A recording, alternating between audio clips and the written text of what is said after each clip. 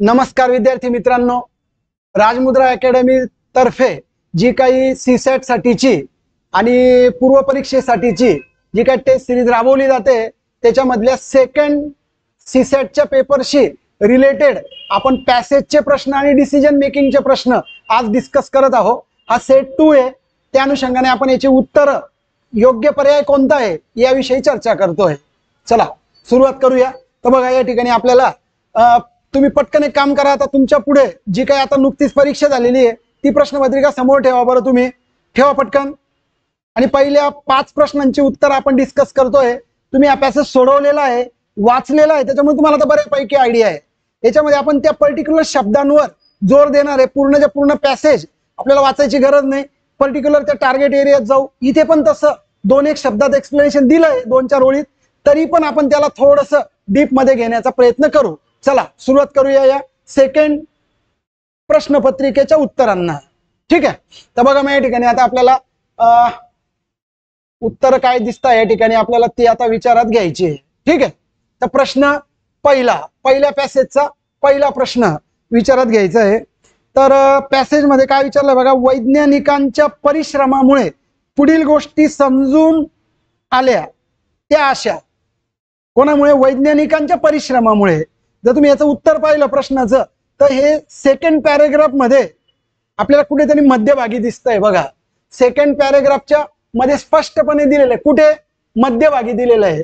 काय दिलंय त्या ओळी वाचतो बघा मी या पटकन त्या मध्यभागी। तर काय दिलंय बघा, पण आपण त्या दुसऱ्या पॅरेग्राफला सुरुवात करू वाचायला। बघा, ग्रंथांमध्ये ज्ञानाच्या अनेकविध शाखा जशा प्रकाशमान होतात त्याचप्रमाणे विज्ञानाच्याही अनेकविध शाखांचं दर्शन होतं, बरोबर। आणि त्याच्यानंतर मग 2 ओळी झाल्यानंतर वैज्ञानिकांनी अहोरात्र परिश्रम केले आणि त्यातून अनेक शोध लागले आणि मग या शोधांचं विवरण त्यांनी अनेक ग्रंथातूनच नाही केलं का? या शोधामुळे मानवाच्या बुद्धीचं अवकाशापर्यंत व खगोल ग्रह गोलापर्यंत कशी झेप घेतली ते या ग्रंथामुळे कळलं आपल्याला। प्रश्न काय आपला की वैज्ञानिकाच्या परिश्रमामुळे आपल्याला कोणत्या गोष्टी दिसून आल्या? तर दुसऱ्या ओळीत जावं लागेल आपला। तत्वज्ञान, त्या पॅराग्राफची दुसरी ओळ बघा, तत्वज्ञान, समाजशास्त्र, इतिहास, भूगोल, राज्यशास्त्र, मानसशास्त्र, शिक्षणशास्त्र, पुरातत्व, संस्कृती। ठीक आहे, तर या पद्धतीने आपल्याला लक्षात घ्यायचंय। तर काय काय आहे पर्यायामध्ये बघा, पुरातत्व संस्कृती आहे का? आहे। धर्मकारण आहे का? पहा, वैज्ञानिकांमुळे काय कळलंय आपल्याला अशा पद्धतीने आपल्याला विचारलंय। तर वैज्ञानिकांमुळे आपलं काय काय कळलेलं आहे? तर ग्रह गोल शास्त्र कळलंय, नक्कीच कळलंय। ई नंबरचं करेक्ट आहे। आणि काय कळलंय तर बघा, अहोरात्र परिश्रम केले तर अवकाशापर्यंत आणि खगोलशास्त्रापर्यंत हे कळलंय आपल्याला। मानवाच्या बुद्धीने अवकाशापर्यंत कशी झेप घेतली हे या ग्रंथामुळे कळलेलं आहे। म्हणून स्पष्टपणे आपल्याला या 2 गोष्टी कव्हर करायच्या आहे। मग आपल्याला ड आणि ई हा पर्याय करेक्ट आहे। आणि वर जे दिलंय मग तत्वज्ञान, समाजशास्त्र हे कोणी केलेलं आहे आपल्याला? त्या ग्रंथांच्या शाखा आहे। आणि विज्ञानाच्या शाखामध्ये ग्रहगोल शास्त्रापासून तर अवकाशापर्यंत। ठीक आहे, तर पहिल्याचं उत्तर असं लक्षात घ्या। दुसरा प्रश्न काय होता बघा, ललित वाङ्मय। ते जे होतं ललित वाङ्मय, राज्यशास्त्र, मानसशास्त्र त्याच्यात। तर या वाचनाने पुढील बाबींची कल्पना येते, कोणती? तर वेगवेगळ्या औषधांची शास्त्रोक्त पद्धतीने। आता ललित वाङ्मय कस काय बरं वेगवेगळ्या औषधांची माहिती देईल? ते नाही देणार, ते चुकलं। मग आपलं मनोरंजन होतं, बरोबर आहे। वेगवेगळ्या लेखकांचं भावविश्व दर्शन घडतं, हे पण बरोबर आहे। पण मन भांबावून जातं ललित वाङ्मयाच्या वाचनाने, हे काही कुठे दिलेलं नाहीये। याचं उत्तर तुम्हाला कुठे मिळेल? तर आता ज्या ओळी वाचल्या आपण सेकंड पॅरेग्राफ मध्ये त्याच्या खालच्याच ओळीत बघा आता। तर ललित वाङ्मयाच्या वाचनाने सापडली ओळ तुम्हाला दुसऱ्या पॅरेग्राफ मध्ये, खालून तिसरी ओळ। ललित वाङ्मयाच्या वाचनाने आपलं मनोरंजन होतं, त्यांच्या वेगवेगळ्या लेखकांच्या भावविश्वाचं दर्शन घडतं। म्हणजे दोन्ही गोष्टी घडतात, मनोरंजन होतं आणि भावविश्वाचं दर्शन घडतं। हा पर्याय क्रमांक जो आहे आपल्याला 4 नंबर म्हणजे विधान ब आणि क, पर्याय क्रमांक 4 बरोबर आहे। ओके, लक्षात घ्या। पुढील विधाने वाचा। प्रश्न तिसरा बघा आणि योग्य पर्यायांची निवड करा। साहित्यिकांनी साहित्याचे विश्व किती विचित्र करून टाकले वाचल्याबरोबर कळतं। साहित्यिक हे कधीच विश्व विचित्र नाही करणार, चुकीचं आहे. ज्ञानेश्वरांनी ज्ञानेश्वरीतून जीवनविषयक चिंतन प्रकट केले. एक्झॅक्ट आपल्याला हे जसं तसं आपल्याला माहिती मिळते, तर परिच्छेदाच्या पहिल्या ओळीमध्ये आपल्याला सगळं कळतंय की विश्व किती संपन्न केलंय आणि ज्ञानेश्वरांनी ज्ञानेश्वरी म्हणून जीवनाचं गहन चिंतन व्यक्त केलंय. तर विचित्र नाही केलंय, तर जीवन संपन्न केलंय. म्हणून तुम्हाला या ठिकाणी चुकीचं आहे असा पर्याय क्रमांक 2 बरोबर आहे. चौथा प्रश्न बघा आता. शंकर पाटलांच्या धिंड या सारख्या कथा म्हणजे करुण रसाचे डोळे. पण पॅसेज जर वाचला तुम्ही तर बघा शेवटच्या पॅरेग्राफ मध्ये बघा शंकर पाटील यांची जी धिंड आहे तर त्या सारख्या खदखदून हसायला लावतात आणि हा म्हणतो करुण रस. करुण रस म्हणजे करुणा, दया येईल, दुःख, हे उलट झालं वाक्य. म्हणून 1 नंबरचं जे वाक्य हे चुकलंय. पुढे गावाकडच्या गोष्टीतून ग्रामीण भागाचं जीवन कळतं, बरोबर आहे. तर आपल्याला हे विधान बरोबर आहे. त्याच्यानंतर वळीव या ग्रंथेतून शंकर पाटलांनी पुरते हसवून टाकले, पण पॅसेज मध्ये म्हटलंय की त्यांनी व्यथा व्यक्त केलाय. खालून 3ऱ्या ओळीत बघा, तर वळीव मध्ये ग्रामीण जीवनाच्या व्यथा वेदना हसवून टाकलंय का, नाही, ते चुकलं. आणि ग्रामीण संवादाची कोल्हापुरी फेक नासई इनामदार कुठेच नाही आहे ते, त्याच्यामुळे ते पण चुकलं. मग बरोबर कोणतं आहे, फक्त नंबरचं वाक्य घ्यायला लागेल. म्हणून 2 नंबरचा पर्याय बरोबर ठरतोय. आणि शेवटचा प्रश्न बघा. दुसऱ्या परिच्छेदानुसार काय करायचं बघा. दुसऱ्या परिच्छेदानुसार पहिले प्रश्न वाचून घेऊ. धर्मग्रंथाच्या वाचनाने जीवन दर्शनाचे विवरण कळते कसं काय. कोणाच्या? धर्मग्रंथाच्या वाचनाने. मग धर्मग्रंथ कुठे, आता ही मॅटर वाचू आपण, तर कुठे बघा, तर 5व्या परिच्छेदामध्ये शेवटच्या याच्यामध्ये बघा.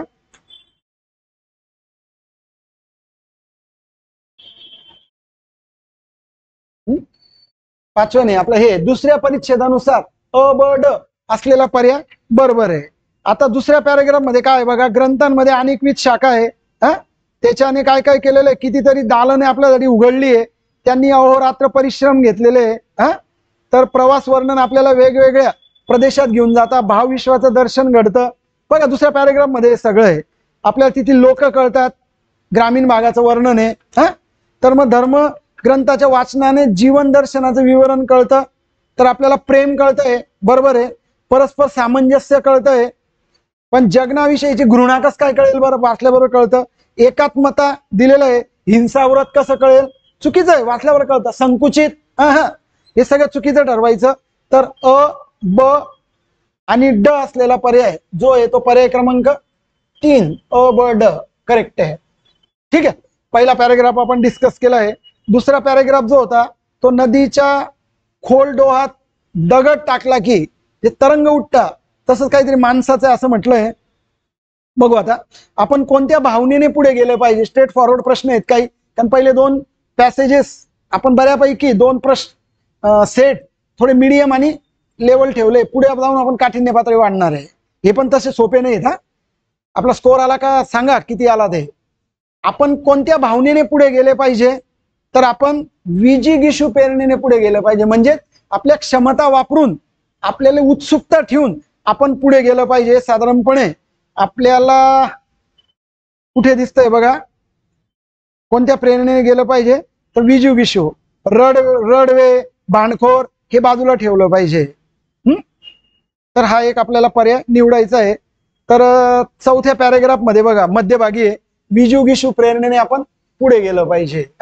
विजिगीषू भावनेने. पर्याय क्रमांक 3 मध्ये 1 2 3 4 चौथा पर्याय, चौथा म्हणा, चौथ्या याच्यात आहे. ठीक आहे, कळतंय ते आपल्याला. पुढचं आता, महाराष्ट्राच्या भवितव्याबद्दल लेखकाला काय वाटतं. महाराष्ट्राचं भवितव्य, तर शिवरायांच्या परंपरेची शोभायमानता वाढते, बरोबर आहे. दुर्दैम्य आशावाद वाटतो, हे पण बरोबर आहे. मोठी कर्तृत्ववान परंपरा आहे, सगळेच बरोबर आहे. अनेक जाती जमातींचा सलोखा पाहायला मिळतो, हे शेवटच्या ओळींमध्ये दिलंय सगळं.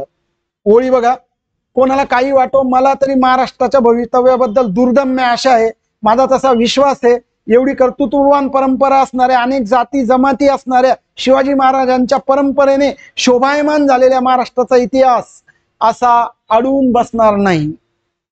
सगळे पर्याय बरोबर आहे, म्हणजे 4 नंबर घ्यायचा. म्हणजे सगळे वाक्य बरोबर आहे, 4 नंबर पर्याय. ठीक आहे. पुढे जीवनातील आनंदाचे क्षण कसे असतात? कसे असतात तर पहिल्या परिच्छेदामुळे जे दिलंय त्याच्यानुसार आपल्याला अ ब क तिन्ही बरोबर आहे. हा, तीन बरोबर आहे. अ ब क तिन्ही बरोबर आहे. पर्याय क्रमांक 4. कसे आहेत ते? नदीच्या पाण्यात उठणाऱ्या वर्तुळाप्रमाणे. काय आहे? आनंदाचे क्षण आहे, लगेच चालले जातात. उन्हाच्या वेळी जंगलातील झऱ्याचे पाणी प्यायल्यानंतर सुखद मनस्थितीप्रमाणे बरोबर आहे. ओढाकाठच्या जांभळाच्या गोडीने होणाऱ्या मनाच्या प्रसन्न वृत्तीप्रमाणे 100% बरोबर आहे. हेच एक्झॅक्टली आपल्याला पहिल्या पॅरेग्राफ मध्ये दिलंय बघा, है ना? तर किती मजा येते. तर जीवन कसं आहे? आनंद तर ओढ्याच्या काठी भरगच्च जांभळांनी भरलेल्या झाडांची 4 जांभळं तोंडात टाकावी तशी आहे, है ना? किती सुंदर वर्णन केलंय. तर जंगलाच्या वाटेने उन्हाळ्याच्या वेळी एखादा झरा दिसावा आणि पाण्यात दगड टाकल्याच्या त्या वर्तुळाप्रमाणे. तिघही मॅच होत आहे. 4 नंबरचा पर्याय बरोबर आहे. ठीक आहे, पर्याय क्रमांक 4. पुढचा प्रश्न बघा आता. 9 नंबरचा प्रश्न काय सांगतो? तर 9 नंबरचा प्रश्न वाचू आता. महाराष्ट्रातील माणसाला प्रश्नाची तीव्रता समजून दिली तर तो झोपतो. जर महाराष्ट्रातल्या माणसाला प्रश्नाची तीव्रता समजून दिली ना तर तो कामाला लागतो, तो झोपत नाही. पण कर्तव्याची जाणीव करून दिली तर मात्र तो झोपतो किंवा कंटाळा करतो. दोन्ही वाक्य मला चुकीचे दिसत आहे. अ आणि ब हे दोन्ही विधान बघा. दुसऱ्या महाराष्ट्रातील माणसाला प्रश्नाची तीव्रता समजून दिली तर तो उत्साहाने उठतो असं लिहिलंय, आणि हा म्हणतो पॅसेज मध्ये लिहिलंय झोपतो. पुढे कर्तव्याची जर जाणीव दिली नाही तर तो पुन्हा झोपतो. मग जाणीव दिली तर तो उत्साहाने, जाणीव दिली तर उठतो. इथं काय दिलं? जाणीव दिली नाही तर तो उठतो. तर जाणीव दिली नाही तर तो पुन्हा झोपतोय. तर कर्तव्याची जाणीव त्याला जर दिली नाही तर तो पुन्हा झोपतोय. ओळ वाचू आपण. बघा कुठे येते? दुसऱ्या परिच्छेदामध्ये महाराष्ट्रातल्या माणसाबद्दल खास करून या ठिकाणी लिहिलेलं आहे बघा. दुसऱ्या पॅरेग्राफच्या पहिली ओळ आहे. माझा असा अनुभव आहे की महाराष्ट्रातील माणसाला प्रश्नाची तीव्रता समजून दिली तर तो उत्साहाने उठतो, बरोबर. आणि कर्तव्याची जाणीव दिली नाही तर तो पुन्हा झोपतो. मग दिली नाही तर तो पुन्हा झोपतो, आणि मग कर्तव्याची जाणीव दिली नाही तर तो उठतो म्हटलंय पण तो झोपतो. ठीक आहे. तर दोन्ही वाक्य चुकीचे आहे. 10 नंबर बघा. शेवटचा प्रश्न आहे सेकंड पॅरेग्राफचा. खालील भावनेची आपल्याला आवश्यकता आहे. काय? आपण स्वतः पराक्रम करू शकतो, बरोबर आहे. आपल्याच मनाने आपल्या विरुद्ध एखादा शत्रू तयार करू शकतो, चुकीचं आहे. आपण विजय मिळवू शकतो, बरोबर आहे. निर्माण केलेल्या शत्रूची लुटूपिटूची लढाई व्यर्थ करू शकतो. तर हे पण असं काही म्हटलेलं नाही. तर पर्याय क्रमांक आपल्याला काय करायला लागेल? अ आणि क बरोबर घ्यायला लागेल.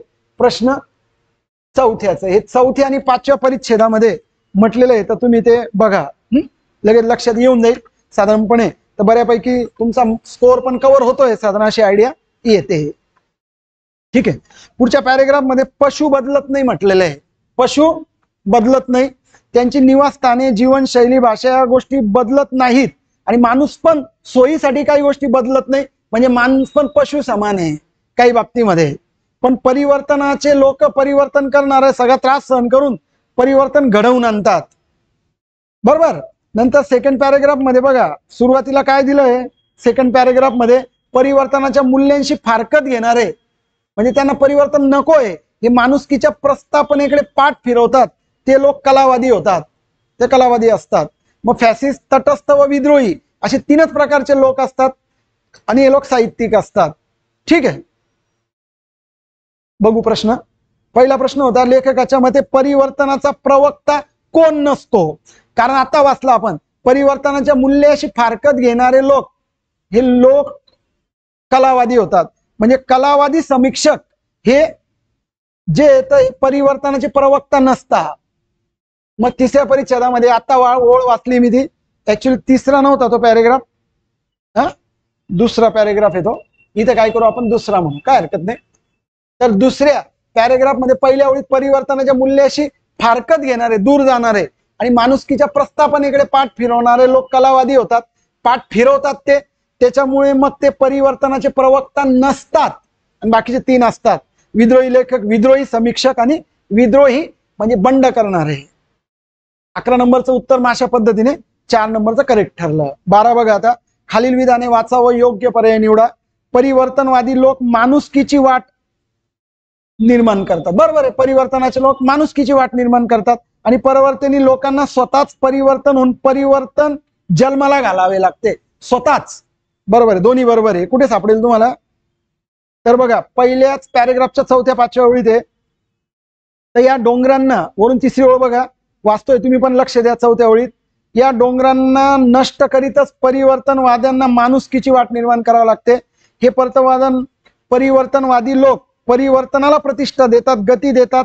परिवर्तनाला लोकणारा विकृतींशी यांना सतत झगडावे लागते. स्वतःच परिवर्तन व्हावे लागते आणि परिवर्तन जन्माला घालावे लागते. म्हणून मग तुम्हाला काय करायला लागणार या ठिकाणी? दोन्ही वाक्य बरोबर आहे. दोन्ही वाक्य बरोबर आहे. ठीक आहे, असा पर्याय निवडायचा. आता 13 नंबरचा प्रश्न बघा. तर 13 नंबरचा काय आता पाहू. पहिले प्रश्न वाचू आपण. खालील विधाने वाचा व योग्य पर्याय निवडा. परिवर्तन अप्रिय असणारी माणसे पशुवत असतात. म्हणजे ज्यांना परिवर्तन आवडत नाही आणि प्राण्यांना आवडत नाही. पहिल्या ओळीत काय म्हटलं होतं बघा त्यांनी? पशु बदलत नाही, म्हणजे त्यांना परिवर्तन नाही आवडत. आणि काही माणसं सोयीसाठी तसं परिवर्तन नाही म्हणतात आणि परिवर्तन घडवून आणायला ते डोंगर उभा करतात, अडचण निर्माण करतात. आणि परिवर्तनवादी बिचारे लोक त्याच्यासाठी खूप कष्ट करतात.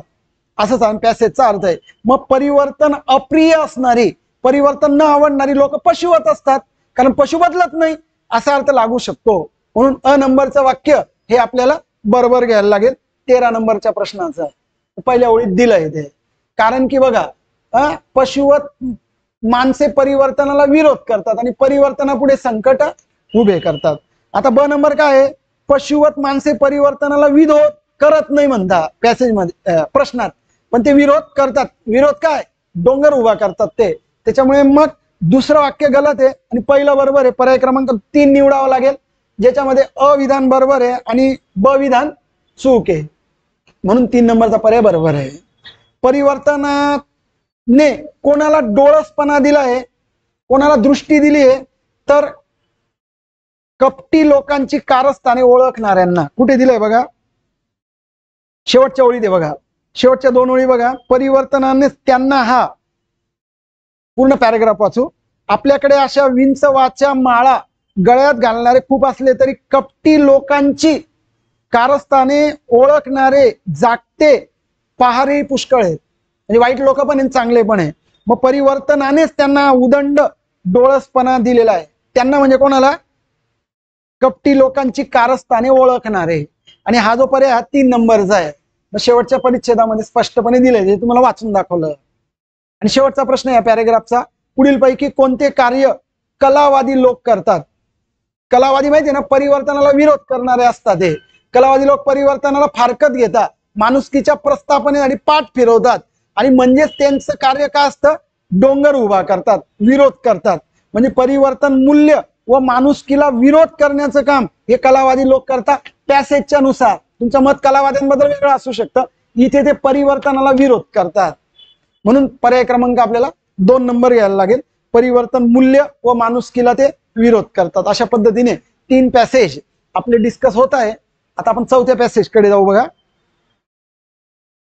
पॅसेज मध्ये काय म्हणतो लेखक की लोक मला मोठं म्हणतात, पण हे मोठे पण जे आहे ना, तर हे एक स्वभाव धर्म असू शकतो तो. तर यांना वैयक्तिक मोठेपणा नकोय, तर ते अधिकारामुळे नकोय. ते लोकांनी ते भलं केलं तर ते म्हणायला पाहिजे, असं त्यांना काहीतरी म्हणायचंय. ठीक आहे, बघू. पॅसेज तुम्ही वाचलाय, त्याच्यामुळे आपण आता 16 नंबर पासूनच्या प्रश्नाला डिस्कस करू. 16 मध्ये काय बघा. आता पहिला प्रश्न वाचू आपण. 16वा, खालील विधाने वाचा. आपल्याला काय करायला लावलं इथे? विधाने वाचायला लावली आहे आणि योग्य पर्याय निवडा. जीवन हीच मुळी एक मोठी परीक्षा आहे. बरोबर आहे, पॅसेज मध्ये पण दिलंय. जीवन परीक्षा पास होण्यासाठी अतिशय परिश्रम करावे लागतात. कुठे दिलंय बघा? शेवटच्या पॅरेग्राफ मध्ये, शेवटच्या परिच्छेदामध्ये पहिल्याच ओळीत दिलंय बघा. वाचतो मी ती ओळ. तर जीवन हीच एक मुळी परीक्षा आणि ती उत्तीर्ण होण्यासाठी अतिशय स्ट्रेट फॉरवर्ड आहे. काही पॅसेज एक सोपे, मीडियम अशा लेवलचे घेतले. पुढे पुढे काठीण्य मात्र 100% वाढणार आहे. 100% वाढेल. त्याच्यामुळे हे उत्तर तुम्हाला पहिले 2 पॅसेज बऱ्यापैकी आपण घेतले. ठीक आहे. पुढचा प्रश्न बघा आता. आपणास कोणत्या संबंधाची कर्तव्ये पार पाडावे लागत नाही? कुटुंबाची पाडावी लागतात, समाजाची पाडावी, देशद्रोह याची कस काय पाडावं लागतील बरं? चुकीचं आहे ते. म्हणून 3 नंबरचं कुटुंब, समाज, देश, राष्ट्र बरोबर आहे. मानवता पण बरोबर आहे, हे दिलंय. पण देशद्रोह असं दिलं नाही, कोणीच देणार नाही देशद्रोह, ते चुकीचं आहे. म्हणून तर तो पर्याय या ठिकाणी चुकीचा आहे. मग लागत नाही कोणती पाडावी, कोणती लागत नाही कर्तव्य, 3 नंबरचं घ्यावं लागेल. 8 नंबर बघा. लोकमताच्या आरशात लेखक मोठेपणाचं प्रतिबिंब पाहतात. बरोबर आहे. मोठेपणाच्या प्रतिबिंबामुळे लेखक अंतर्मुख बनतात, विचार करतात. बरोबर आहे. मोठेपणाच्या व्याख्येत वैयक्तिक मोठेपणाला बराच काही अर्थ आहे, बराच काही. परंतु लेखक म्हणतो की मोठेपणाच्या व्याख्येत वैयक्तिक मोठेपणाला काहीच अर्थ नाही. कुठे सापडेल बघा? हे तुम्हाला सुरुवातीच्या ओळीत बघा. लोक मला मोठे, पहिली ओळ वाचतोय बघा. लोक मला मोठे म्हणतात किंवा लोकमताच्या आरशात मी जेव्हा मोठेपणाचं प्रतिबिंब पाहतो मी अधिक अंतर्मुख बनतो. 2 वाक्य बरोबर झालं. तो माझ्या स्वभाव धर्माचा आहे. परंतु तिसरी ओळ बघा.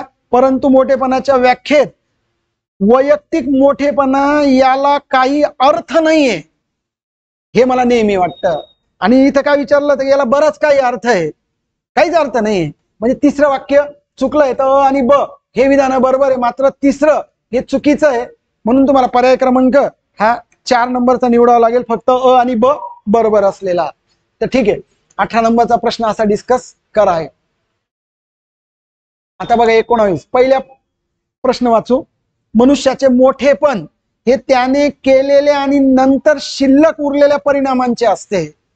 मोठेपण लेखकाने काय म्हटलंय की त्याने केलेल्या आणि नंतर शिल्लक राहिलेल्या परिणामांचे. कळतंय?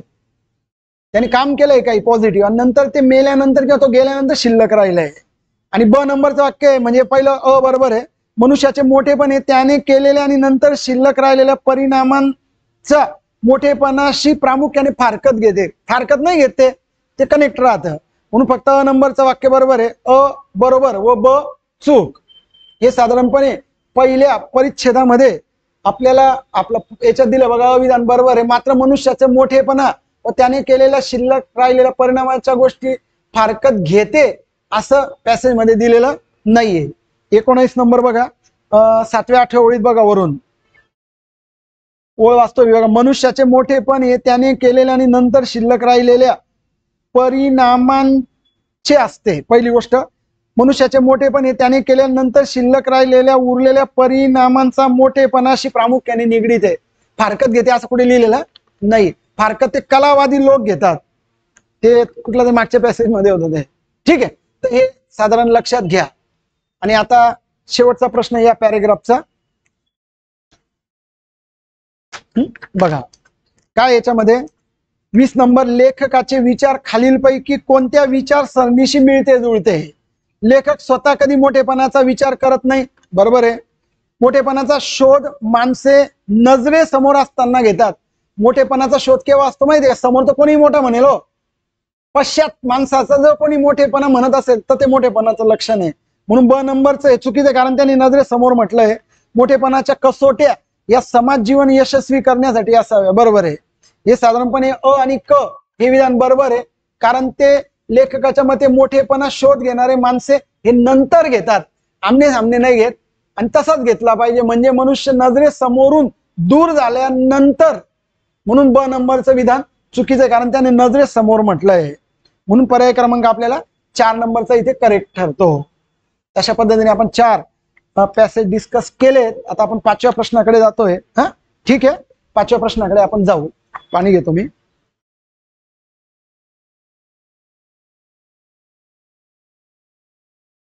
ठीक आहे. येत आहे बरोबर बऱ्यापैकी. सकारात्मक वाटतंय पॅसेज सोडवताना. अजून भरपूर प्रॅक्टिस होणार आहे तुमची. जवळपास 8 सेट आपण डिस्कस करतोय. 80 पॅसेज होतील आणि काठिण्य पातळी पुढे वाढवण्याचे प्रयत्न करणार आहे. त्रासदायक होतील असे पण काही पॅसेज घेऊ आपण, जेणेकरून जास्त डोक्याला ताण पडेल. आताही पडतोच आहे, म्हणजे हळूहळू सवय होईल त्याची. वेळ लावून व्यवस्थित सोडवलं चांगले मार्क्स मिळतात या पेपरमध्ये. आता 5वा जो पॅसेज आहे तो जीवनाच्या कितीतरी परीक्षांमध्ये आपल्याला अपयश येते असं म्हटलंय, धीर सोडता कामा नये. हा, कसे वाचलंय तुम्ही? आपण प्रश्नांकडे वळू आता. तर बघा 21 नंबरचा प्रश्न डिस्कस करू पहिले. तर 21 नंबर मध्ये काय विचारलंय पहा आता, जीवनातील आनंद कसा लुटावा. कुठे दिलंय पहा ते परिच्छेदामध्ये, जीवनात मन भरकटत ठेवावे असे कुठेही म्हटलेलं नाही. बरोबर, पहिले वाचून घेऊ. तर जीवनातील आनंद कसा लुटावा, तर कलेचे रहस्य जाणण्याची दृष्टी प्राप्त करावी. दिलंय जीवनात मन भरकटत ठेवावे. कसं आहे वाचल्यावर कळतं, पॅरेग्राफ मध्ये नाही दिलंय, चुकलं ते. विरंगुळ्यापासून दूर राहून नाही, विरंगुळा म्हणजे मनोरंजन, हॉबीज, ते घ्यावं लागेल. आणि नव्या, पण दूर राहून म्हटलंय ना, मग दूर नाही, त्याला सोबत घ्यायचं म्हणून ते पण चुकलं. ब आणि क चुकलंय. आणि नव्या क्षितिजाची ओढ लावून घ्यावी, अ आणि ड हे बरोबर आहे. कारण ते बघा कुठे दिलेलं आहे ते मॅटर. 21 नंबरचं जर पाहिलं तुम्ही तर आपल्याला परिच्छेदामध्ये दिलंय ते कुठेतरी बघा, जीवनात मन भरकटत ठेवावे असे म्हटलेलंच नाहीये, त्यामुळे जीवनातील आनंद लुटण्याचे ते कारण नाहीये. विधान ब चुकीचे आणि पर्यायातील 1, 2, 4 पर्यायामध्ये ब दिलेले डायरेक्ट. इलिमिनेशन मेथड वापरायची, 3 नंबरचा पर्याय घ्यायचा. म्हणजे काय करायचं, जीवनात मन भरकटत ठेवा कुठेच दिलं नाही. मग एकदा ब कळलं की नाहीये, तर 1, 2 आणि 4 मध्ये ब ब ब दिलाय. अशा वेळेस असं काही पण होतं बरं का एखाद्या प्रश्नात, बस त्याचा फायदा करून घ्यायचा. तर तुम्हाला 3 नंबरचा पर्याय घ्यायला लागेल इलिमिनेशन मेथडने.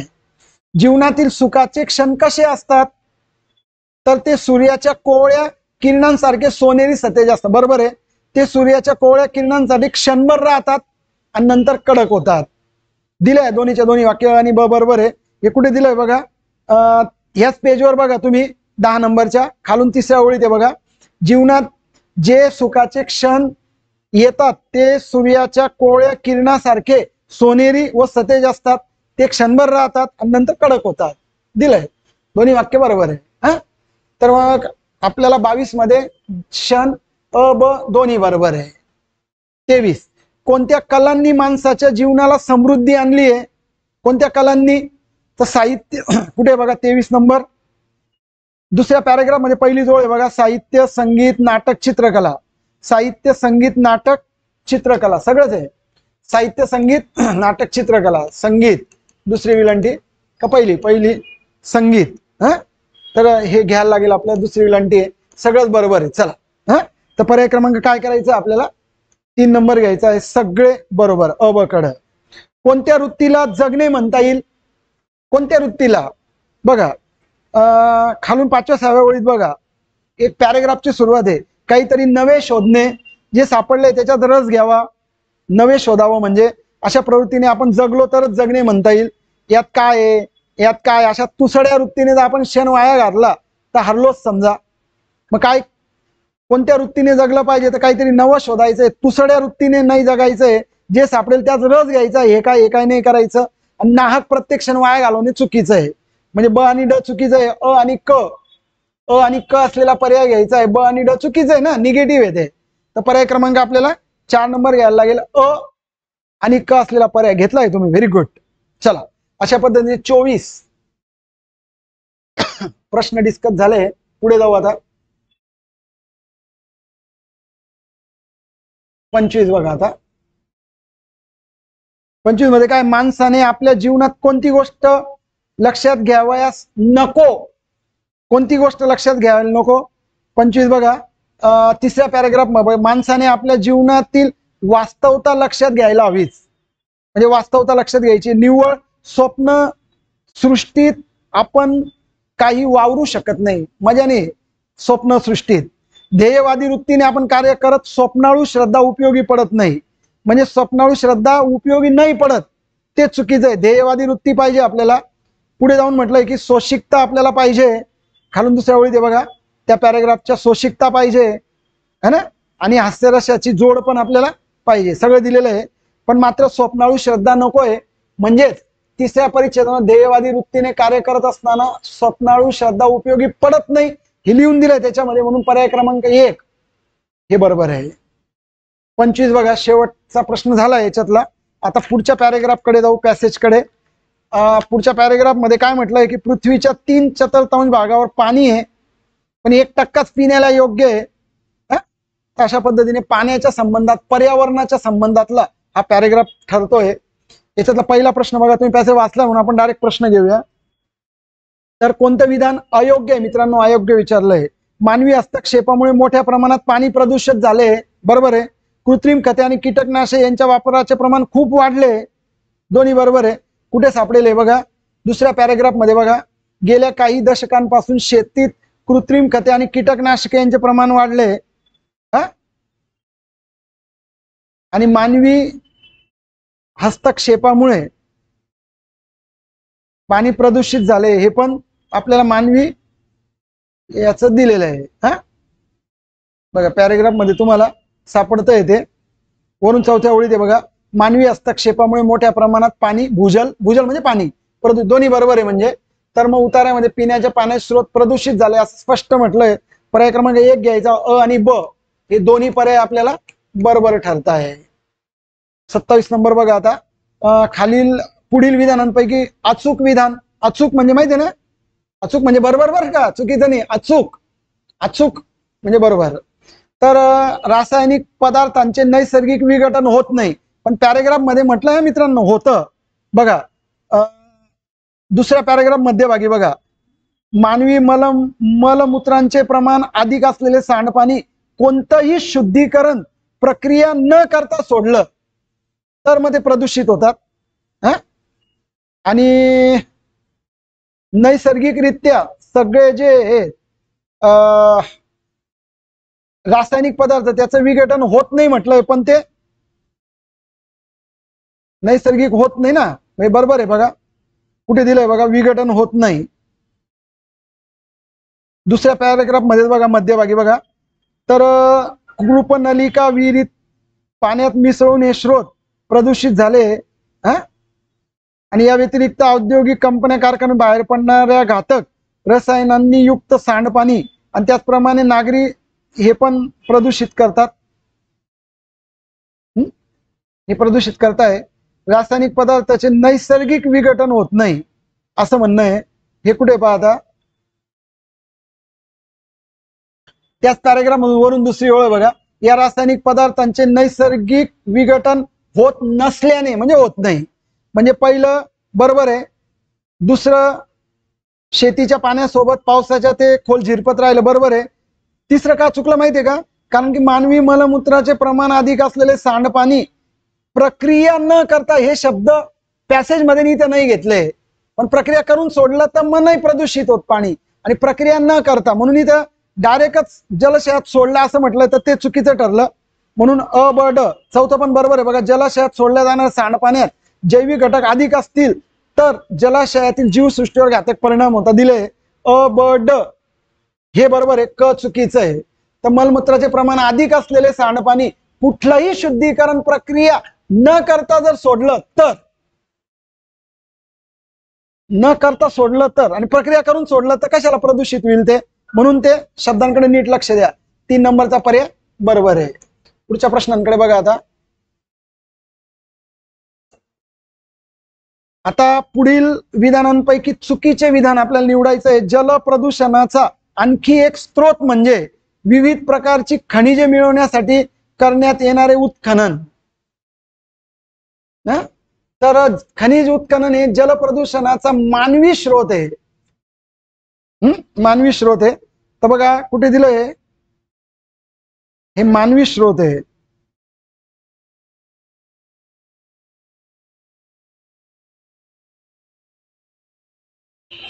म्हणजे त्या ठिकाणी जर ते मानवी स्रोत एवढं दिलं असतं तर ते योग्य राहिलं असतं.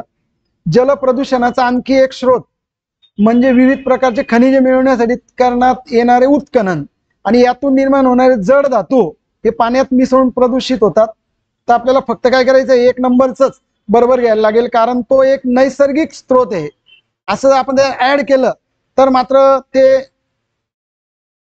त्या ठिकाणी चुकीचं झालं असतं. म्हणून चुकीचं जे आहे आपल्याला घ्यायला लागेल, कारण मग ते नैसर्गिक स्रोत म्हणून आपल्याला लक्षात घ्यायचं आहे. ठीक आहे. तर तो एक स्त्रोत आपल्याला म्हणून जल प्रदूषणाचा एक स्त्रोत आहे बघा, कुठे लिहिलंय ते,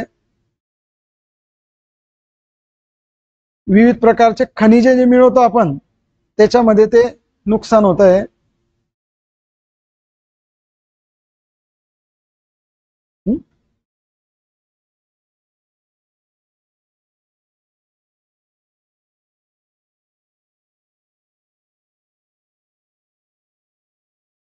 हा पहिला दुसऱ्या पॅरेग्राफच्या खालून दुसरी ओळ बघा, मानव निर्मित जल प्रदूषणाचा आणखी एक स्रोत म्हणजे मानव निर्मित येते जल प्रदूषण, आणखी एक स्रोत. तर मानव निर्मित शब्द पाहिजे होतं तर ते बरोबर आलं असतं पहिलं, म्हणून फक्त 2 नंबरच बरोबर घ्या.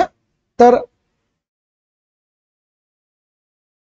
कारण आपलं चुकीचं निवडायला लावलंय ना, म्हणून ब नंबरचं आपल्याला फक्त चुकीचं ठरलं, कारण तिथं मानव निर्मित शब्द नाही वापरला गेला म्हणून. आणि ब नंबरचं वाक्य बरोबर आहे, पण चुकीचं निवडायचं असल्यामुळे आपल्याला काय करायचंय, 28 नंबरचं आपल्याला 1 घ्यायचंय. ठीक आहे, हे घ्या.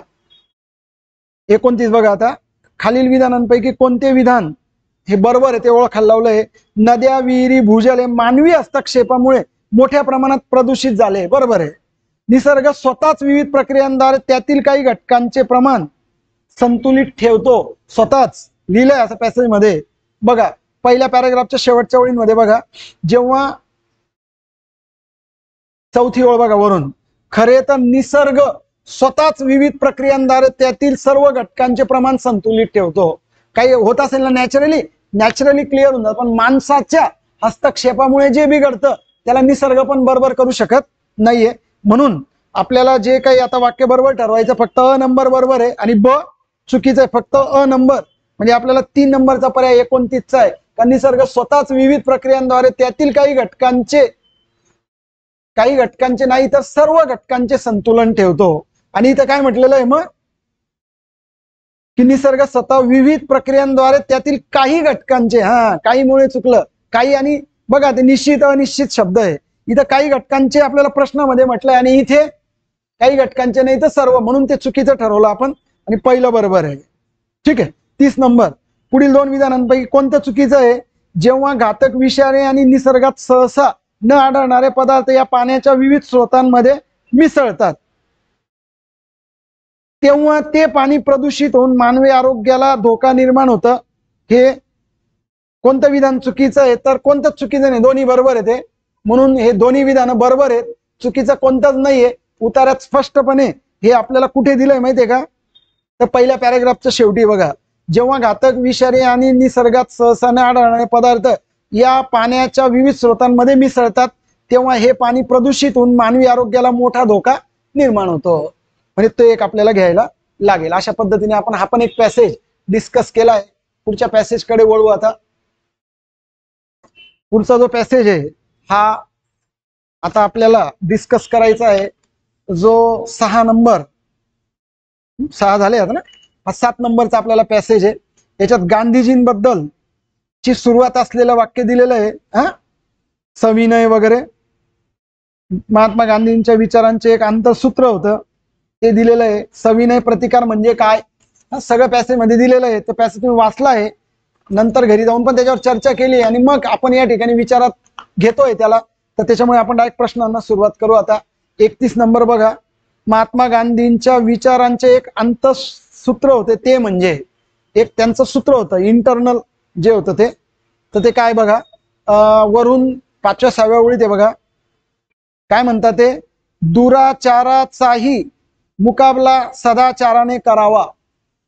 मुन्नाबाई MBBS चित्रपट आहे बघा, त्याच्यात ते संजय दत्त जे कॅरेक्टर आहे ते गांधीजींच्या याच्याने प्रेरित झाला होता. मग एक गाल पुढे करतो म्हणजे दुराचारी आहे, माणसा दुसरा करतो तो, मग तिसऱ्याला मात्र तो मारतो त्याला, की कारण दुसऱ्या गालावर मारलं तर काय करायचं, गांधीजीने बोला नाही दावले असं ते म्हणतो तो. ठीक आहे. तर मग गांधीजींचे काय विचार आहे, सदा वरून 5व्या 6व्या ओळ बघा, दुराचाराचाही मुकाबला सदाचाराने करावा, तेच निवडायचं आहे. दुराचाराचाही मुकाबला सदाचाराने करावा. ड नंबरचं वाक्य बरोबर येईल. पहिल्या परिच्छेदानुसार पर्याय क्रमांक 2. अच्छा, इथे दिले पाठीमागे पर्याय आहेत बघा. तर काय काय, दुराचार पाहत राहावा, तसं नाही म्हटलंय. सदाचाराशी सदाचाराने मुकाबला करावा, सदाचारीने दुराचाराशीही सदाचाराने करावा, हे घ्यायला लागेल आपल्याला. म्हणजे फक्त आपल्याला ड नंबरचं वाक्य बरोबर आहे, हे पर्याय क्रमांक 2 घ्यायला लागेल, ज्याच्यामध्ये फक्त ड नंबरचं वाक्य बरोबर आहे. कारण सदाचार्याशी मुकाबला कसा करावा, हे मुकाबला करताना वर्तन शुद्ध ठेवावे. हा ठीक आहे, ते काही पुढे लिहिलं नाही सदाचाराशी, पण दुराचाराशीही सदाचाराने करावं म्हणून तेवढंच एक बरोबर होईल. मग तुम्ही म्हणा सदाचाराने वागावं असे आपल्या अर्थाने लावत बसायचे. मित्रांनो, जेवढं दिलं त्याच मॅटरला तुम्हाला रिस्ट्रिक्ट करायचं आहे. सविनय प्रतिकार या कृतीचे वर्णन करते. सविनय प्रतिकार म्हणजे काय? तर बघा, हा जो मॅटर आहे तो काय सांगतो, या कृतीतून काहीच सूचित होत नाही. सविनय प्रतिकार याच्यातून काहीच क्लिअर होत नाही, हे वाक्य बरोबर आहे. कुठे दिलंय बघा, परिच्छेदानुसार सविनय प्रतिकार याविषयी अ व ब हे दोनच विधान बरोबर आहे. क चुकीचे, कारण प्रतिपक्षाला तत्काळ शरण आणणे हे कुठेच म्हटलेलं नाहीये. सविनय प्रतिकार म्हणजे, सविनय म्हणजे काय, विनयाने प्रतिकार करायचा, पण त्याला काय अर्थ नाही असं ते म्हणताय. कुठे बा सविनय प्रतिकार, हा तर वरून 5व्या-6व्या ओळी तेव्हा सविनय प्रतिकार ही फारच मर्यादित आशय व्यक्त करणारी गोष्ट आहे, संज्ञा आहे. त्याच्यावर दिलं बघा वरून 5व्या ओळीत, ती ज्या पद्धतीचा भाग आहे या पद्धतीमध्ये तिच्यातून काहीच व्यक्त होत नाही, काही सूचित नाही होते. द्वेषबुद्धीने वापरला जाण्याचा या ठिकाणी संभव आहे, दुर्बलाचा शत्रू बनण्याचा धोका आहे, वगैरे वगैरे. तर या कृतीतून काहीच सूचित होत नाही, बरोबर आहे. ते एक दुर्बलाचे शस्त्र वाटण्याचा संभव आहे, बरोबर आहे. प्रतिपक्षाला ते तत्काळ शरण, तत्काळ नाही, अमर्याद अशा व्यक्त, अमर्याद त्याला अर्थच नाही, अमर्याद नाहीच होणार. फक्त अ आणि ब 4 नंबरचा पर्याय घ्यायला लागेल, अ आणि ब. बरोबर केलंय तुम्ही. महात्मा गांधीच्या सत्याग्रहाचे आविष्कार कुठे दिसतोय, काही विभूतींच्या ठिकाणी पाहायला मिळतो. त्यात कुठे दिलंय बघा, ते काही लोक त्या ठिकाणी दिले, त्याच्यामध्ये कोण आहे आणि कोण नाही आहे हे तुम्हाला या ठिकाणी शोधायचं आहे. तर पहिल्या पॅराग्राफच्या शेवटी बघा, सत्याग्रह आत्मिक सामर्थ्य असून येशू ख्रिस्त, डॅनियल आणि सॉक्रेटिस हे त्याचे मूर्तिमंत आविष्कार आहे. मग त्याचं आविष्करण कोणात बघायला मिळतं, तर येशू ख्रिस्त, डॅनियल आणि सॉक्रेटिस. कालमार्क दिलं नाही, ते नाही घ्यायचं. मग अ ब ड,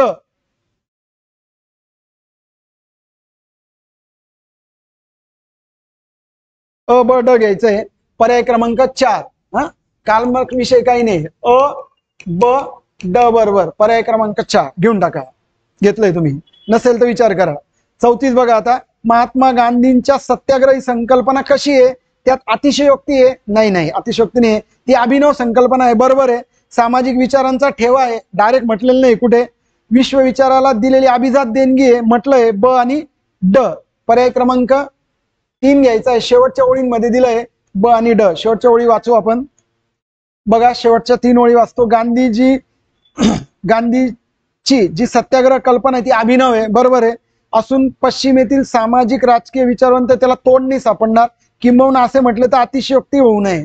म्हटलं तर अतिशयोक्ती, पण संकल्पना अतिशयोक्ती नाहीये. सत्याग्रह संकल्पना ही गांधींनी विश्व विचाराला दिलेली अभिजात देणगी आहे, पण तो सामाजिक ठेवा आहे, हे काही आपल्याला अर्थ नाही काढता येणार. म्हणजे अभिजात देणगी आहे, अभिनव कल्पना आहे. अतिशयोक्ती जर स्टेटमेंट केलं तर येते, ती कल्पना अतिशयोक्ती नाहीये. तर ब आणि ड हा पर्याय बरोबर ठरतो. 35 महात्मा गांधींच्या सत्याग्रह संबंधी काही तत्वे सांगितली. काय? हिंसेचा अवलंब करा, म्हटलं गांधीजींनी असं कधीच नाही. विरोधकाला त्रास देऊ नये, बरोबर आहे.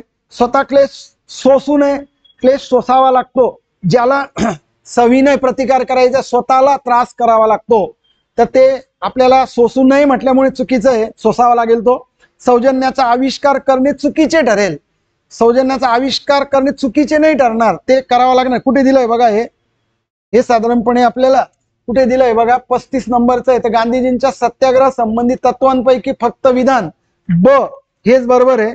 फक्त ब मध्ये दिलंय की विरोधकाला त्रास देऊ नये. तर बाकीचे सगळे चुकीचे. हिंसेचा अवलंब करा वगैरे ते काही सांगत नाही कधीच.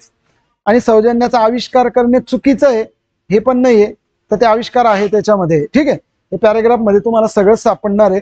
फक्त ब हा पर्याय आपल्याला घ्यायचा आहे, जो 4 नंबरचा आहे. ठीक आहे, तर पर्याय पॅसेज 7 या ठिकाणी अशा पद्धतीने लक्षात येतोय। तर पॅसेज 7 या पद्धतीने या ठिकाणी लक्षात आल्यानंतर या ठिकाणी एक थोडं टेक्निकली इथं बघा, हे थोडं बाजूला घेतो मी, काही प्रॉब्लेम नाही। तर टेक्निकल इश्यू आहे, सॉर्ट आउट होईल आता, आपला मित्र आपल्याला करून देईल ते, ठीक आहे। चला झालंय, ठीक आहे, नवीन टेक्नॉलॉजी आहे, होतो प्रॉब्लेम इश्यू कधी, ओके। तर आपण आता पुढच्या पॅरेग्राफ कडे जाऊ। आपला 8 नंबरचा पॅरेग्राफ आपण या ठिकाणी डिस्कस करतोय।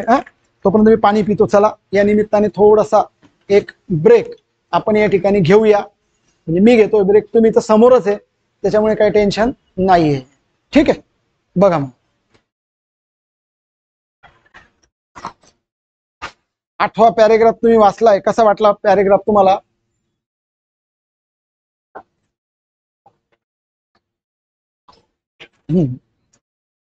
8 नंबरचा पॅसेज बघा आता, 36 ते 40 प्रश्न आपल्याला या ठिकाणी डिस्कस करायचे। काय बघा पॅरेग्राफ मध्ये, सौंदर्याची प्रचिती केव्हा येऊ शकते? प्रचिती म्हणजे अनुभव, एक्सपिरियन्स केव्हा येऊ शकतो? तर लाकूड आणि खडक यांची तोडफोड करता येत नाही तेव्हा। लाकूड आणि खडक यांची तोडफोड का करायची? त्याच्यातून शिल्प बाहेर येतं। सुरुवातीच्या याच्यामध्ये दिलंय बघा, दुसऱ्या ओळीत बघा, वरून लाकडांपासून सुंदर शिल्प घडवता येतं, तसेच खडकातून शिल्प घडवता येतं, हे तुमच्या अंतःकरणाला पवित्र पर्वत शिखराचा मार्ग दाखवू शकतंय। अशा सौंदर्याची अनुभूतीची प्रचिती कधी घेतली का तुम्ही? कधी येते मग ती? तर लाकूड आणि खडक याची तोडफोड करता येत नाही तेव्हा, करता येत नाही, पॅसेजशी काही संबंध नाही म्हणून चुकीचं ठरवा। लाकूड आणि खडक यातून शिल्प घडवता येत नाही, पण त्यातून घडवता येतं हे पण चुकीचं झालं। लाकूड आणि खडक यातून घडलेले शिल्प अंतःकरणाला पवित्र शिखराचा मार्ग, म्हणजे क नंबरचं आहे, फक्त क नंबरचं बरोबर घ्यायला लागेल, म्हणून पहिल्या परिच्छेदात क हेच एवढं बरोबर आहे आणि ब चुकीचं आहे। एक इररिलेव्हंट आहे आणि एक चुकीचं आहे। इररिलेव्हंट म्हणजे पॅसेजशी काही संबंध नाही। सदर परिच्छेदातील त्यांचं भवितव्य वेगळं आहे म्हणजे काय? मग तुमचं घर ज्याच्या शिडाप्रमाणे असेल स्मूथ जाईल, हे बरोबर आहे। त्याच्यानंतर वासना तुमच्यावर वर्चस्व गाजवतील, हे चुकीचं आहे। तुम्ही स्वस्त असाल, सगळं चुकीचं आहे। वासनांच्या मोहजालात फसाल, हे सगळं वेगळं जीवन जेव्हा आश्वासन आहे, त्यांचं भवितव्य वेगळं आहे असं जेव्हा म्हटलं जातंय, तर मात्र या ठिकाणी हे तिघं तुम्हाला चुकीचं आहे। फक्त अ नंबरचं वाक्य तुम्हाला घ्यायला लागेल, कारण की तिसऱ्या परिच्छेदामुळे जिब्रांचं जे मत आहे तुमचं भवितव्य वेगळं ठरेल, तर यादीत फक्त अ नंबर आहे, कारण क मध्ये तुम्ही स्वस्त असाल, पण तो स्वस्त असाल असं दिलेलं नाही, मात्र तुम्ही शांत असत नाही असं म्हटलंय, तर त्याच्यामुळे ते लक्षात घ्या। 4 नंबरचा पर्याय म्हणजे फक्त अ नंबरचं बरोबर आहे, हे तिसऱ्या पॅरेग्राफ मध्ये दिलंय बघा।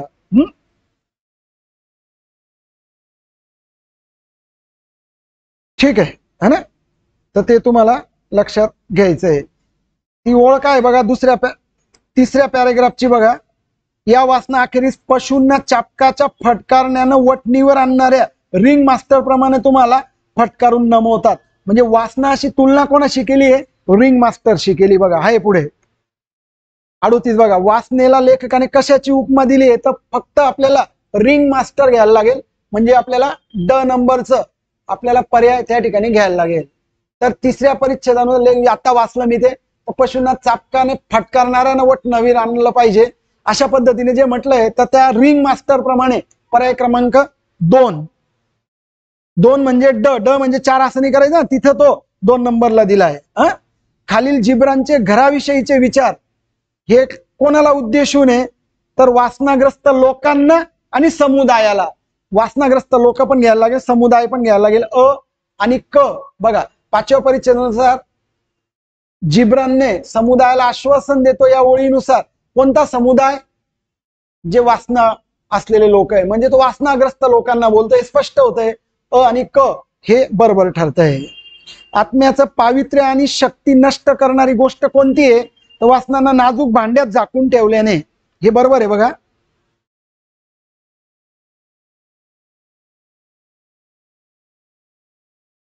कुठे पाहू आपण? पहिला, दुसरा, तिसरा, चौथ्या पॅरेग्राफ बघा। तुमच्या इंद्रियांवर तुमचा विश्वास असतो, परंतु वासना त्याची टर उडवतात। आपल्याला वाटतं की आपले इंद्रिय, भूक, आपली वासना कंट्रोल आहे, पण तुमचे वासना त्याला काय करतात, इंद्रियांची टर उडवतात. भुरभुरणाऱ्या म्हातारीच्या केसांची गुंडाळी करावी असं सहज गुंडाळून ठेवतात ते. त्या आपल्या इंद्रियांना वासना नाजूक भांड्यात, वासनांना नाजूक भांड्यात झाकून ठेवल्याने आपली पवित्र आणि शक्ती नष्ट होते. तर इंद्रियांना वासनांनी म्हणा, इंद्रियांना वासनांनी नाजूक भांड्यात झाकून ठेवल्याने. पर्याय क्रमांक ड आपल्याला घ्यायला लागेल चौथ्या परिच्छेदानुसार. ठीक आहे, तर हे साधारणपणे 8 पॅसेज आपण इथे कव्हर करतोय. 9वा पॅसेज जो आहे तो महाराष्ट्रातील लोकांच्या बद्दल म्हटलेला आहे. बघू बरं आता याच्यामध्ये काय म्हणता येते. पहिलाच प्रश्न जो आहे तो डायरेक्ट पॅरेग्राफशी त्याला टायटल देण्यावरनं म्हटलेला आहे बघा. योग्य शीर्षक द्या. तर साहित्य व टीका, साहित्य व टीकाकार सगळे बरोबर असतं, सर्व समावेशक आपल्याला घ्यायचं आहे. टीका एक कला आणि टीकाकाराची जाणीव. जर याचं टायटल घ्यायचं असेल तर जनरली पहिल्या आणि शेवटच्या पॅराग्राफ मध्ये बऱ्यापैकी मिळतं. पूर्ण विषय पाहिला तर हा टीका आहे आणि शेवटच्या काही ओळींमध्ये म्हटलंय बघा, परिच्छेदाच्या शेवटच्या काही ओळी, टीका एक कला असली तरी ती सुजान कला आहे. म्हणून टीका एक कला पण सुजान कला, कोणालाही नाही जमत ते जाणून बुजून व्यवस्थित सुजाणतेपणे जाणून, बावट सारखं नाही, म्हणजे ती एक कला आहे. म्हणून टीका एक कला हा थोडासा जास्त उपयोगाचा आणि योग्य पर्याय वाटतो. मराठी साहित्यात कोणते प्रवाह आजही आहेत, तर जुन्या वर्णाचे कौटुंबिक वर्ण करणारे, पण ते लयाला गेले असं म्हटलंय. कुठे म्हटलं, पहिल्या पॅरेग्राफ मध्ये देते 5-7 ओळीत बघा वरच्या काय म्हटलंय बघा. कला 5-6 ओळीत वाचतोय मी, वरून 5वी ओळ बघा. मराठी साहित्यात नव्या जीवनाशी सुसंगत नवजीवनाच्या जाणीवेतून उद्भवलेले व त्या नवजीवनाला अभिव्यक्ती देणारे असे प्रवाह नित्य स्फुरत राहिले. ते आजही आहेत परंतु ते विरळच आहे. ठीक आहे. तर बघा, मराठी साहित्यात कोणते प्रवाह आजही येतात, नव्या जीवनाशी सुसंगत असलेले आहे ना, नव्या जीवनाशी सुसंगत असलेले.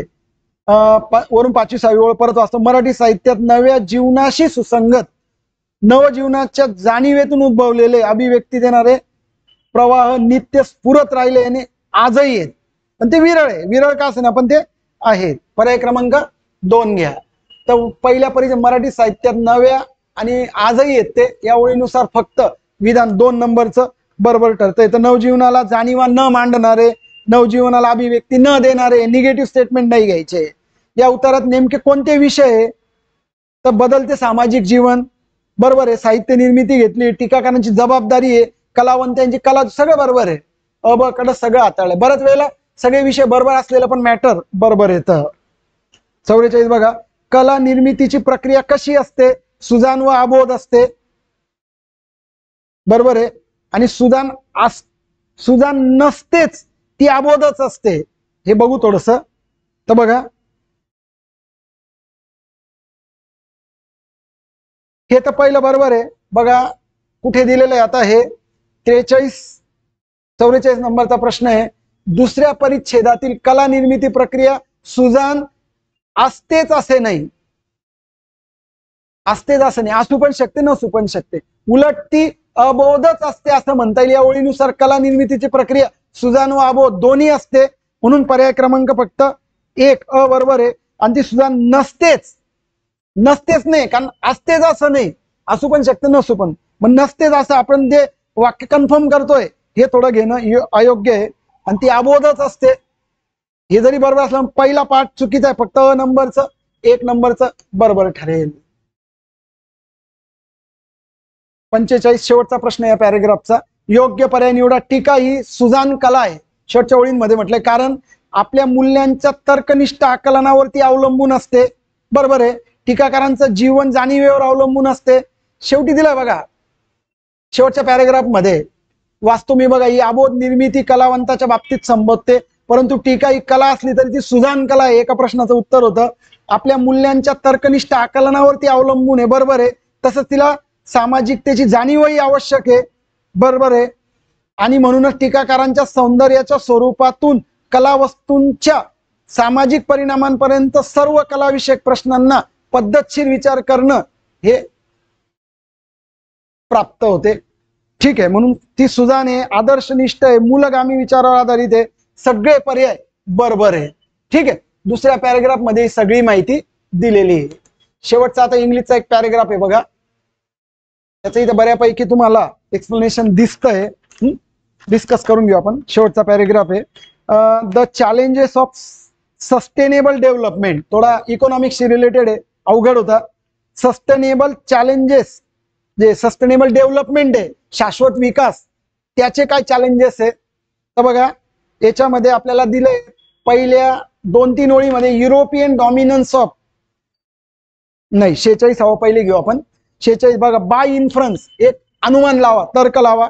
We can say that in the 20th century, 20व्या शतकात काय तर्क लावू शकतो. Europe dominated global politics and economics for some time. Dominate केलं होतं, जरी त्यांचं डॉमिनन्स हे कमी होतंय. America saw the end of European dominance, जरी ते डॉमिनन्स दिसतंय त्या ठिकाणी दिलेलं आहे, आणि India will continue to grow असं म्हटलंय. म्हणून मग त्या ठिकाणी बघा, India will not had not begun its growth, हे चुकीचं आहे, कारण तो डॉमिनन्स दिसतोय. म्हणून America held position of dominance, अमेरिकेच्या बाबतीमध्ये ते दिलेलं आहे आणि युरोपच्या बाबतीमध्ये दिलेलं आहे. म्हणून ए आणि बी असलेला पर्याय आपल्याला घ्यायचा आहे. 1 नंबरचा पर्याय A and B are correct. The challenges of, ते तो वाचलो होता पहिले. सस्टेनेबल डेव्हलपमेंट मध्ये काय आपल्याला प्रॉब्लेम आहे तर पहिल्या परिच्छेदामध्ये दिलाय बघा, चॅलेंजेस ऑफ सस्टेनेबल डेव्हलपमेंट मध्ये ABCD हे सर्व पर्याय दिलेले आहेत, सगळं दिलंय बघा. पहिल्याच पॅरेग्राफ मध्ये सगळ्या गोष्टी दिलेल्या. काय, the environment is being damage, बरोबर आहे. The world population is falling, fall होतोय, बरोबर आहे. The gap between rich and poor is wide, बरोबर आहे. एक्स्ट्रीम पॉवर्टी एक्झिस्ट, सगळे आपल्याला बरोबर आहेत. असा पर्याय घ्यायला लागेल, सगळे बरोबर आहे, दिलंय. कारण the writer believe that in the 20th century, काय होणार आहे 20th सेंचुरी मध्ये बघा आता, ग्लोबल कॉपरेशन विल इमेज, सगळे एकमेकांना इमर्ज होणार आहे, म्हणजेच उदयाला येणार आहे, मदत करणार आहे ते. ए बरोबर आहे. Globe competition among nations for resources will increase, संसाधन मिळवण्यामध्ये लोकांमध्ये पॉप्युलेशनमुळे ते सगळं होणार आहे, हे पण बरोबर आहे. म्हणजे पहिले 2 बरोबर आहे. आणि द US कॅन बुली, म्हणजे ते त्रास देऊ शकताय, और अटॅक टू एन्श्योर सिक्युरिटी, तर हे नाहीये. The US is likely to be misguided, हे पण का नाही घेणार माहितीये का मित्रांनो आपण, कारण ती ओळ वाचतो बघा मी पहिल्या पॅरेग्राफच्या शेवटी. The very idea of competing nation states and scramble for markets, हे होणार आहे, स्पर्धा लागणार आहे. Power and resources will become pass, हे बरोबर आहे. पण the idea that the United States can bully, हे त्रास देऊ शकतात, or attack its way to security has proved to be misguided, हे चुकीचं आहे. म्हणजे हे नाही होणार आता, कारण लोक एकमेकांमध्ये इमर्ज त्या ठिकाणी होऊन प्रयत्न करतायत, त्याच्यामुळे मग या ठिकाणी हे नाही होणार आहे. तर पर्याय क्रमांक तुम्हाला C आणि D हे काय करावं लागणार आहे आपल्याला, C आणि D बघा. 48 मध्ये A आणि B बरोबर आहे, C आणि D हे चुकीचं आहे. तर लास्ट पॅरेग्राफचे आपल्याला पहिल्या पॅरेग्राफची लास्ट लाईन नुसार हे सगळं ठरवायचं आहे. ठीक आहे, शेवटचे 2 प्रश्न बघा आता. तर 49, आवर सोशल फिलॉसॉफीज लॅग बिहाइंड, म्हणजे पाठीमागे का पडले आहे प्रेझेंट रियालिटीज, बिकॉज का बरं, humanity shares a common fate in a crowded planet. Humanity जी होते, मानवता ही कॉमन फेट आहे, सगळ्यांचं जे काही येतं हे कॉमन फेट आहे. तर बघा दुसऱ्या पॅरेग्राफ मध्ये शेवटच्या C आणि D फक्त बरोबर आहे, आणि मात्र सोशल फिलॉसॉफर्स बद्दल A आणि B नसून ते जनरल आहे, म्हणून मग A आणि B चुकीचं ठरतंय. C आणि D हे आपल्याला या ठिकाणी करेक्ट घ्यायला लागेल. आणि शेवटचं द टेनेट्स, म्हणजे सिद्धांत आहे ऑफ ऍक्टिव्हिस्ट, जे शेवटच्या पॅरेग्राफ मध्ये कुठेतरी आपल्याला दिसतंय. तर पॅरेग्राफ मध्ये बघा A C D बरोबर आहे, B का बरं चुकीचं आहे, कारण की the self organising force of a market economy should be set free, असं कुठे दिलं, उलट ते गाइडेड बाय आर्किंग प्रिन्सिपल्स, म्हणजेच ते टेनेट्स आहे ऑफ सोशल इनजस्टिस, ते फ्री नाही आहे. म्हणून फ्रीचं जे वाक्य घेतलेलं आहे B नंबरचं हे गलत आहे. तर A C आणि D आर करेक्ट, हे आपल्याला बरोबर घ्यायला लागेल. अशा पद्धतीने पॅसेजचे सगळे प्रश्नांची उत्तर आपण डिस्कस केली आहे. एक दोन प्रश्न तुम्हाला अवघड वाटले असतील, पण ते असतातच. एखादा पॅसेज पण अवघड असतो. आता इंग्लिशचा अवघड वाटला त्याला काही इलाज नाहीये. ठीक आहे, तर अशा पद्धतीने आपण ही 50 प्रश्न इथे डिस्कस केले. आपण याच्यामध्ये एक काम करू, जर याच्यामध्ये आपल्याला डिसिजन मेकिंगचे प्रश्न आहेत ते पण आपण काय करू, इथे डिस्कस करून घेऊ. डिसिजन मेकिंगचे प्रश्न डिस्कस करून घेऊ, तर हे पण तुम्हाला समजणं गरजेचं आहे. ठीक आहे, तर या ठिकाणी बघा डिसिजन मेकिंगचे प्रश्न. तर काय वाटतं पहा मला सांगा आता. तर तुमच्या कचेरीतील एक व्यक्ती,